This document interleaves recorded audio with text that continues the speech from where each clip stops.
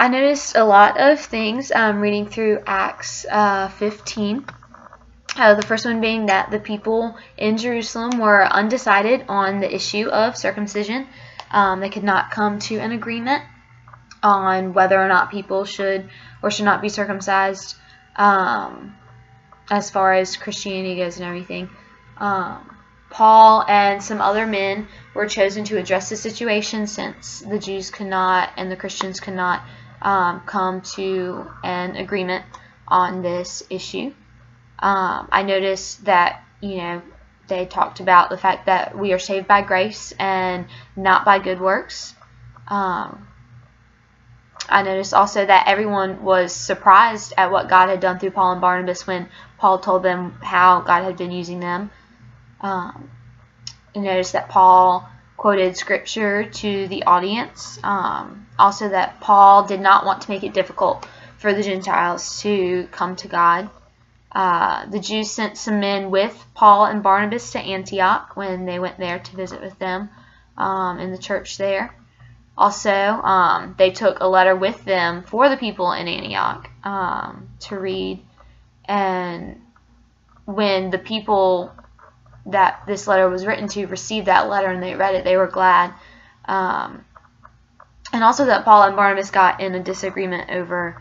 John Mark and about some stuff going on with them.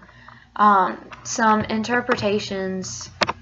you can look at it, all together or through the different little parts, but, the first part is just that, the Jews in Jerusalem were upset with, and the Christians in Jerusalem were upset with the Gentiles because of the issue of circumcision, and the Jewish Christians were, they had been circumcised, and so they felt like the Gentiles needed to be circumcised, but the Gentiles did not practice circumcision, and so that's where the issue came from. And did having to be circumcised end up becoming a work, and did that cause the Christians to operate out of good works instead of just operating out of grace? Another is that because the people were so upset with the Gentiles, they had to write them letters teaching them what to do, and just sharing with them, like, you do have to do this, you don't have to do that, and just explaining all this stuff because there was so much confusion between what did and didn't need to be done, because there were certain things that they couldn't agree on. Also, just the fact that Paul and Barnabas got into a disagreement and decided to go separate ways, is that a good thing? Is that a bad thing that they are having, that Paul and Barnabas had this dispute and that they went separate ways? And, in some ways it, kind of is not good that they had this dispute over, something that seems kind of trivial and kind of simple, but, it ended up, of course, like the Lord, used that, and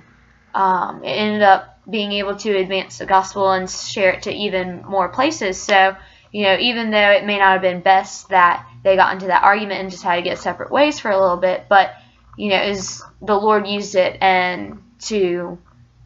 and the fact that there were now two teams, and so even though they split up under bad circumstances, Paul and Silas were able to go to one place, and Barnabas and John Mark were able to go to another, and more people are hearing the gospel, and so the Lord used it, and eventually, brought them back together and reconciled them, which is really awesome. And there are several applications that can be used from this text, but one is just that, it shows you that not everyone is going to agree on how to do things, and that doesn't just mean that Christians and non-Christians are going to disagree, but Christians and Christians disagree, and not everyone is always going to see eye to eye on things, and so because of that, you just have to make the best decision for the whole group, and that decision may not be the most popular decision with everyone, but in the long run it helps the group, and they are more able to learn and grow, and really you just have to figure out what is the most godly decision and just what is going to further the kingdom. And so I think you really see that here in this passage in Acts 15.